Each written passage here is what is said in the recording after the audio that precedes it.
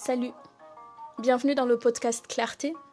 Alors dans l'épisode d'aujourd'hui, je te propose, comme tu l'auras sans doute vu dans le titre, je te propose qu'on parle de politique africaine, notamment des deux courants de pensée qui sont en train de s'affronter sur le continent en ce moment. Alors je parle bien sûr de la gauche et de la droite africaine. Qu'est-ce qui dissocie ces deux courants de pensée ? C'est la question à laquelle je me propose de répondre dans l'épisode d'aujourd'hui. Alors, sans plus attendre, je te propose qu'on passe au générique et qu'ensuite on développe le sujet.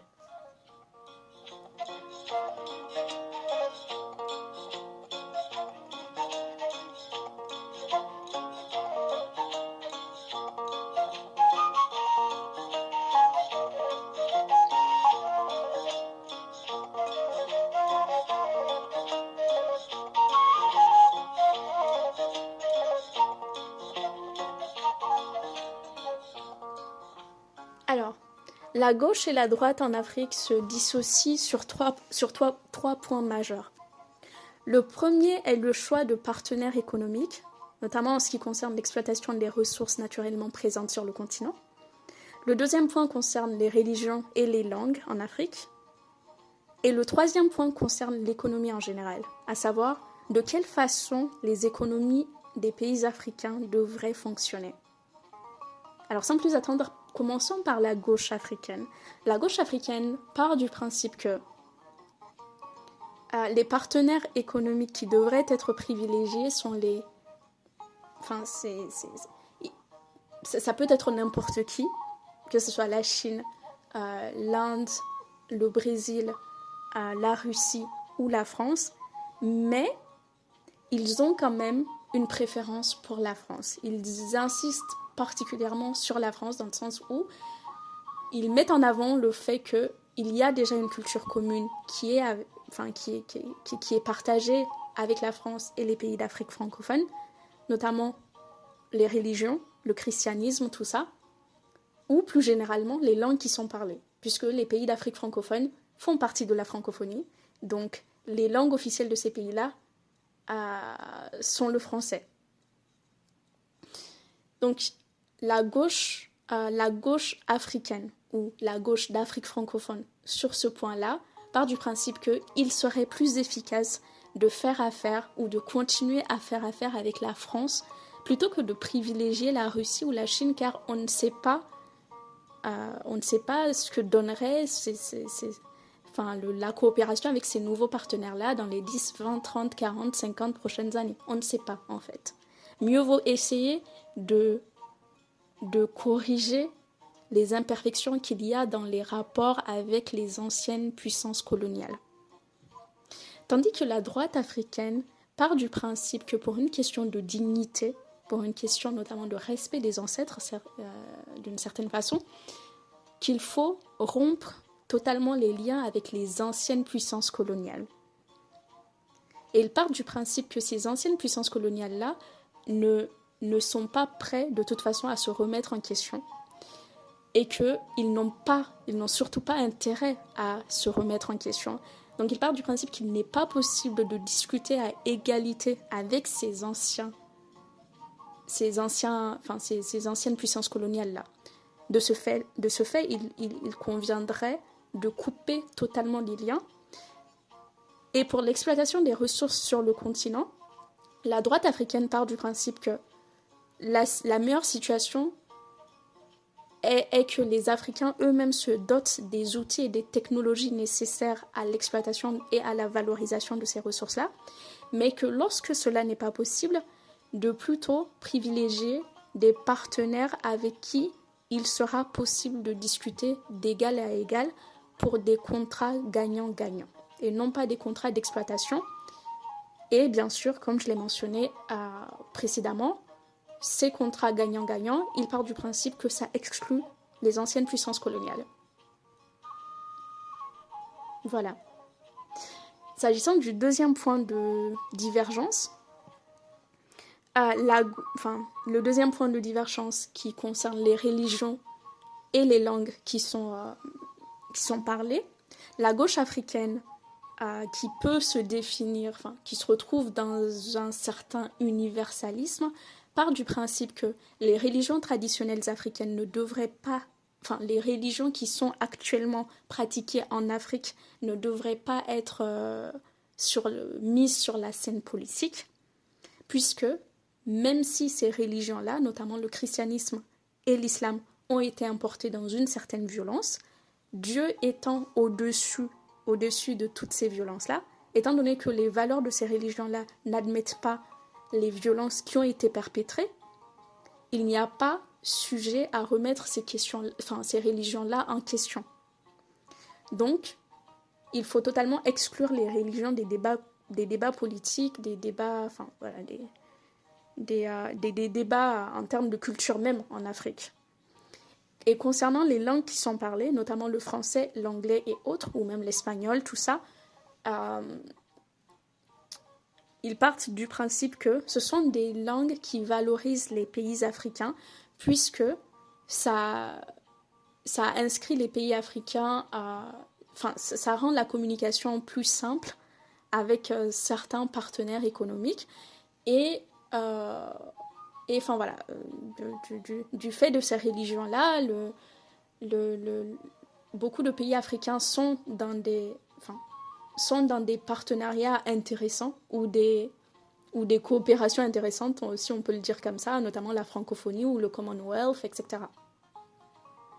Donc de rester ouvert sur le monde et de voir ces langues-là, de les maintenir comme langue nationale des pays africains, parce que c'est des opportunités, parce que c'est des portes qui sont ouvertes aux Africains, parce que c'est une culture à garder, parce que aussi c'est des langues qui aujourd'hui font partie de l'histoire africaine.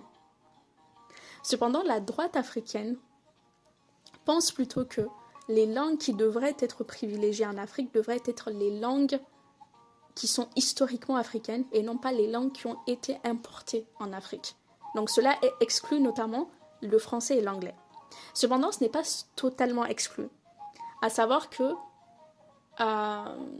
la droite africaine n'est pas contre le fait d'enseigner ces langues-là à l'école, par exemple, mais la droite africaine est contre le fait d'en faire des langues nationales dans les pays. Et en termes de religion, la droite africaine part du principe que des religions qui ont été importées en Afrique dans une certaine violence ne devraient pas être les religions standards qui sont pratiquées sur le continent. À savoir que, plus spécifiquement, ce qu'ils disent, c'est que il peut être admis que des personnes soient musulmanes ou chrétiennes sur le continent. Cependant, il n'est pas admis qu'on parte du principe qu'un pays comme le Bénin, qu'on dise qu'un pays comme le Bénin soit un pays historiquement chrétien. La droite africaine pense qu'il faut admettre qu'un pays comme le Bénin, par exemple, ou autre, soit avant tout un pays historiquement vaudou, et que la spiritualité qui soit culturellement admise ne soit pas une spiritualité chrétienne ou musulmane, mais une spiritualité vaudou. Parce que la droite africaine part du principe que on n'est fort que lorsque une personne n'est forte que lorsqu'elle est dans sa vraie identité.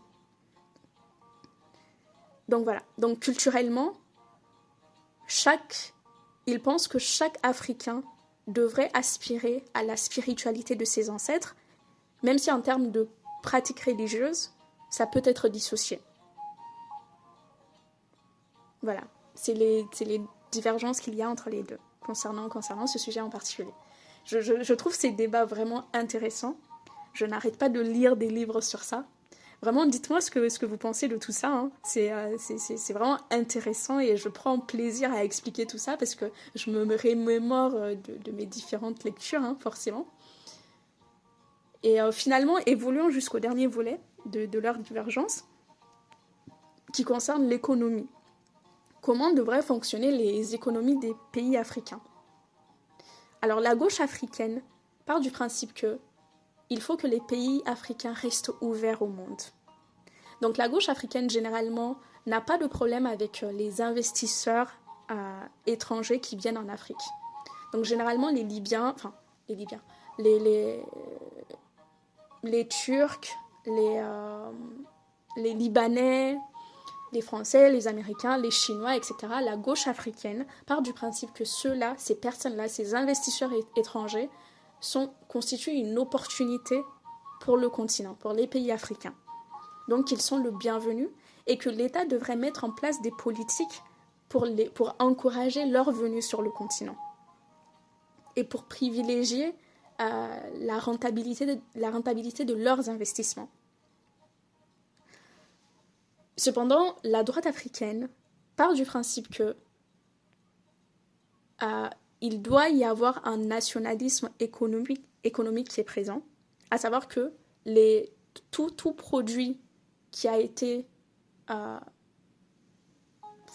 tout produit qui a été fait, qui a été fabriqué en dehors du continent, ne devrait pas être privilégié. Donc il faut éviter les exportations et il revendique plutôt l'autosuffisance du continent, l'autosuffisance énergétique en termes d'agriculture, donc nutritionnelle, l'autosuffisance technologique, l'autosuffisance à tous les niveaux. Donc les investissements étrangers, selon la droite africaine, n'est idéalement pas souhaité. La droite africaine compte avant tout sur la diaspora africaine et sur les nationaux africains pour les investissements qui sont faits sur le continent.